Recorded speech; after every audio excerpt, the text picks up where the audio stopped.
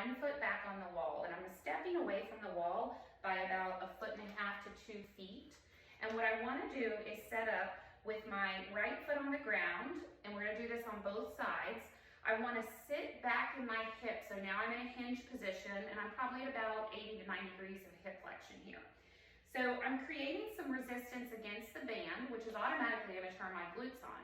But to ensure that I'm getting that strength both eccentrically and concentrically, I'm going to now drive my left knee down and let my pelvis rotate over my right femur. So now I've got this eccentric length, I've got an internal rotation of my pelvis, and I'm going to be in a hinge pattern, so my glutes are nice and lengthened, but I'm creating that resistance and that stability at the hip.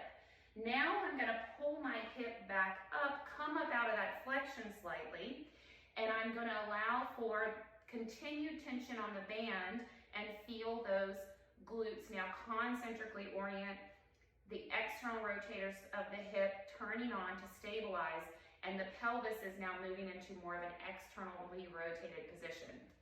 So if you start with your hands on your hips, it's easiest to feel it. So I'm going to drop down into internal rotation, keep some tension on the band, keep a tripod foot, and then I'm going to pull back up into external rotation, come up out of flexion slightly, tripod foot, band tension, and I'm going to go back down into IR, and then back up into ER, and just focus on that foot and that continued pressure out. So give this a try. If you